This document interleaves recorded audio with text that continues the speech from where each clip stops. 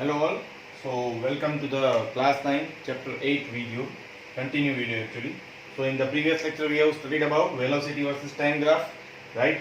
Today we will derive the equation from the velocity time graph. Velocity और time graph से हमें कौन सा equation मिल सकता है? मैंने बोला था acceleration हमें मिल सकता है. तो हमने acceleration का फॉर्मूला ऐसे ही एक्सेप्ट तो कर लिया, पर एक्चुअली ग्राफिकल वे से कैसे आता है वो आज हम देखेंगे, ठीक है? तो वेलोसिटी हमने y एक्सिस पे ली है, टाइम हमने x एक्सिस पे ली है. चलो ये तो समझ में आ गया. ओके, फिर जो अलग अलग पैरामीटर्स मैंने मार्क किए आपको दिख रहे होंगे, राइट? देखो तो देखो OA और CD क्या मिला? U मिला. OA और CD U मिला क्योंकि ऑब्जेक्ट ए से ट्रैवल कर रहा है. फिर EO और BC V मिला. देखो EO यहाँ पे है, O फिर से ऐसे हो तो बड़ा कर देता हूँ, EO दिखे आपको. EO जितना है उतना ही BC होगा, फाइनल वेलोसिटी V. फिर OC होगा उतना ही AD होने वाला है, वो है टाइम T. ठीक है, OC जितना टाइम कितना चेंज है, T जितना, इतना ही AD होगा, इतना ही एक्चुअली EB जितना. ठीक है, चलो ये तो समझ में आ गया. अब एक चीज मुझे बताओ, पूरा BC जो है, BC वो दो चीज से बना है, बोल सकते हो कितना? BD और DC से बना है, BD और DC से बना है. दिख रहा है ना आपको? BD और DC से बना है. ठीक है भाई, BC कितना है पूरा? यहां से देखो V. BD कितना है? नहीं मालूम है. DC कितना है बताओ? U. ठीक है भाई, U. तो therefore BD कितना होगा? V minus U, which is your actual velocity change. You can see from the graph. देखो BD जितना है तो आपका एक्चुअल वेलोसिटी चेंज हो रहा है, दूसरा तो कुछ नहीं है चेंज इसमें. एक्चुअली वेलोसिटी चेंज कहां से कहां आ रहा है? A to B. भी आप ये A पॉइंट की जितनी वेलोसिटी है उतनी यहाँ पे मिलेगी, उतनी यहाँ पे मिलेगी, उतनी यहाँ पे मिलेगी. सेम पॉइंट पे जो A पॉइंट पे वेलोसिटी मिल रही है वही D पॉइंट पे मिलेगी. क्यों? रीजन मैं आपको बता रहा हूँ. ग्राफ को समझो आप. हम वेलोसिटी y एक्सिस पे ले रहे हैं, x एक्सिस पे नहीं ले रहे हैं. समझ में आया? तो जो D पॉइंट पे होगी वही A पॉइंट पे, इसलिए तो स्ट्रेट लाइन बनाया है. समझ में आ गया?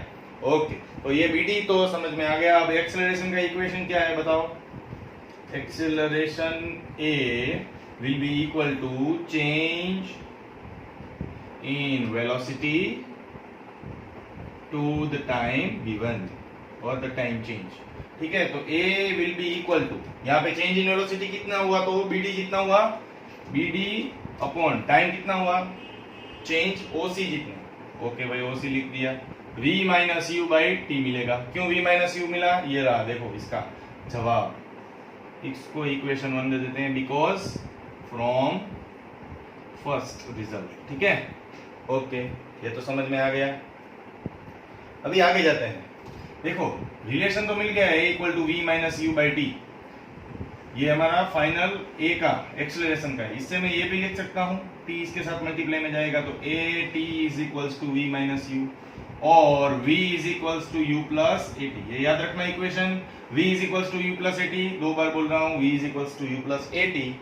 ये इक्वेशन का यूज करेंगे हम फर्दर इक्वेशन को प्रूव करने के लिए, इसलिए इसको अच्छे से याद रख लेना. ठीक है ना बेटा? ओके, तो ये V माइनस U क्यों लिखा, इसका जवाब यहाँ पे मिल गया. चलो फिर से रिपीट करते हैं. एक ऑब्जेक्ट है जो यूनिफॉर्म एक्सेलरेशन से ट्रैवल कर रहा है, उसकी यूनिफॉर्म एक्सेलरेशन से ट्रैवल कर रहा है, इसलिए उसकी U है उसकी इनिशियल वेलोसिटी जो A पॉइंट पे है. ठीक है ना? सपोज यहाँ पे 2 मीटर पर सेकंड है. फिर वो यूनिफॉर्म एक्सेलरेशन से ट्रैवल किया और कहाँ तक गया? B तक गया. इसलिए हमने BC जो है वो उसको हमने V मार्क किया है. ठीक है, यहाँ तक समझ में आ गया? Okay, very good. फिर आगे जाते हैं. यहाँ पे हमने OA को U ले लिया है. क्यों U लिया है? क्योंकि इनिशियल वेलोसिटी U थी, इसलिए. कितने टाइम में हुआ? पूरा OC में हुआ, इसलिए OC को T लिया है. OC गिनो, AD गिनो या EB गिनो, सब T आएंगे. तीनों पैरामीटर्स लिख दिए. स्टार्ट कहां से हुआ था डेरिवेशन? BC से. चलो कोई बात नहीं. BC दो चीज से बना है, BD और DC से बना है. पूरा BC लिखा. ठीक है, BC पूरा है V, BD ऐसे ही रखा, DC को U रखा. तो BD will be equals to V minus U. चलो ये तो समझ में आ गया. अभी एक्सेलरेशन A क्या है? Change in velocity to the time taken. Okay, तो A equal to BD by OC. BD क्या है? ये रहा, या फिर ये रहा. BD की वैल्यू है V माइनस U. कहां से आई? फ्रॉम 1. ओके, हमें फाइनल इक्वेशन एक्सेलरेशन का मिल गया V minus U by T. Okay, और उसका दूसरा वर्जन आप गिनो, v is equals to U plus AT in the terms of final velocity. ठीक है, क्लियर? ओके, इसका क्वेश्चन ये निकल के आएगा कि find the formula for the acceleration using graphical method. ठीक है ना, find the formula of acceleration using graphical method. इसको प्रैक्टिस करनी पड़ेगी, फर्स्ट टाइम देख रहे हो, ग्राफ आपको खुद से बनाना पड़ेगा, एग्जाम में 2 मार्क में पूछा जाएगा अगर यहाँ तक आया तो। Now we will use this result for proving the next equations. Okay,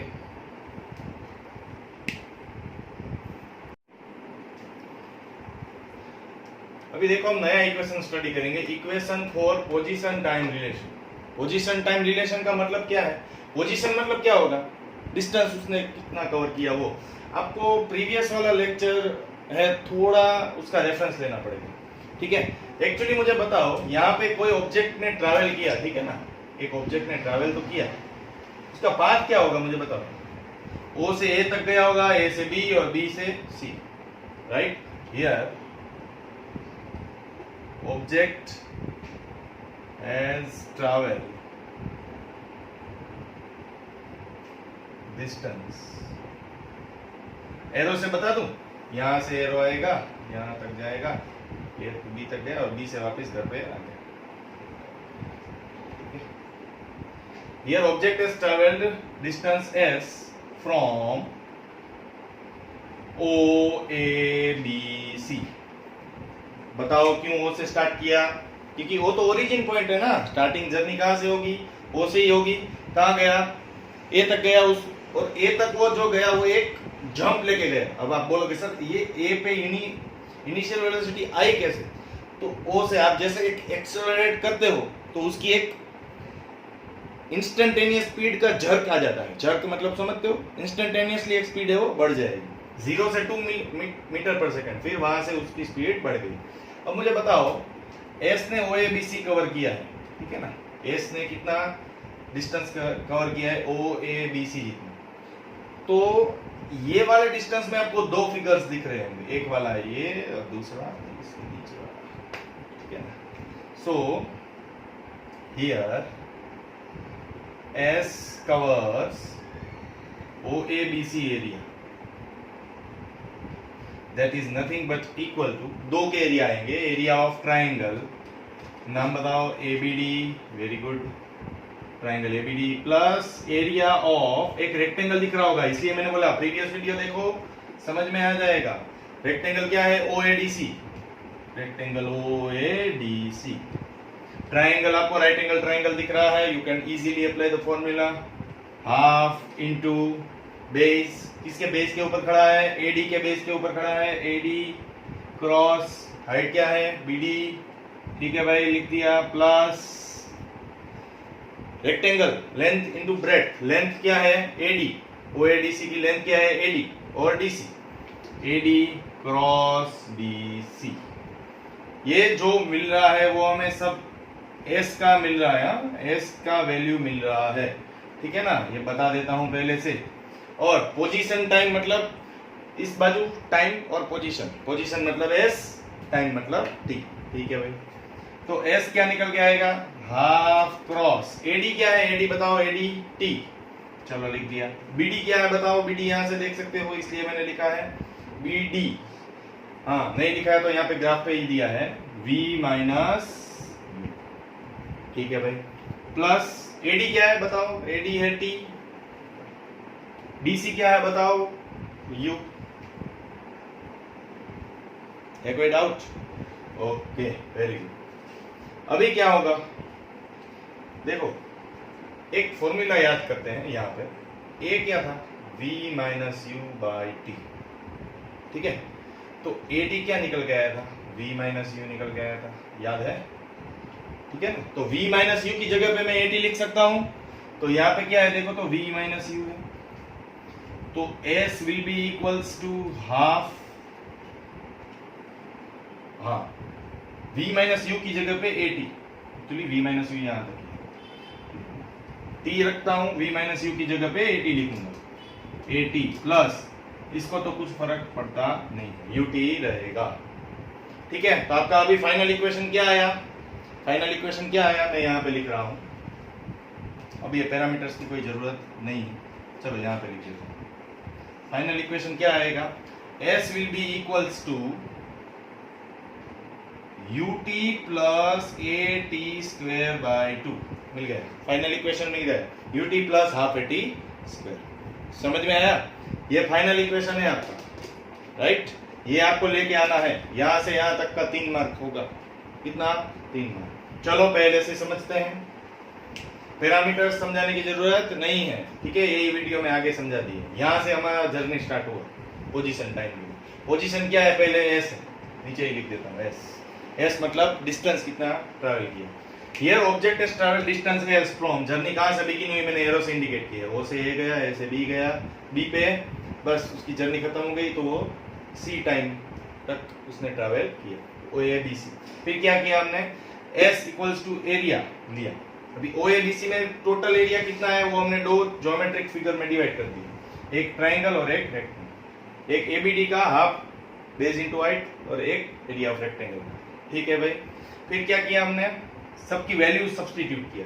BD की वैल्यू आपको अगर नहीं मिल रही है तो इसके पहले वाला जो एक्सेलरेशन वाला था उसमें बीडी देख लेना, v माइनस यू, यहाँ पे मैंने इसलिए मार्क करके रखा है, ठीक है ना। ओके, तो बीडी क्या है, v माइनस यू है, और एडी को t रखा और ये t इंटू यू।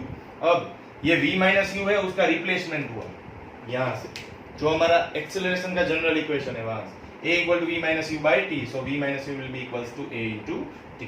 ठीक है भाई, ये तो समझ में आ गया, तो a इंटू टी रखा प्लस यू टी, बस बात खत्म। t क्रॉस t क्या होगा, t स्क्वायर, तो ut प्लस हाफ है t square, final equation. Hopefully आपको ये समझ में आ गया होगा, बड़ा सा डेरिवेशन लग रहा होगा, ठीक है। तो इसके बाद और एक डेरिवेशन है, उसके बाद कल नेक्स्ट वीडियो में actually we will discuss about velocity time relation. हमने डिस्कस कर लिया, पोजीशन टाइम कर लिया, तो अब एक और बचता है, राइट। पोजीशन वेलोसिटी वाला रिलेशन हम करने वाले हैं। पोजीशन को वेलोसिटी के साथ एक रिलेशन आएगा, तो 3 डेरिवेशन बनेंगे। एक छोटा वाला वो एक्सेलरेशन वाला था, बहुत ही छोटा, एक उससे बड़ा, और यही सेम साइज का तीसरा डेरिवेशन होने वाला है, ठीक है। तब तक ये पढ़ते रहिए, ठीक है। Happy learning and also practice this derivation 2 to 3 times, then you will know it. Okay, so do like, comment and subscribe my channel. Thank you.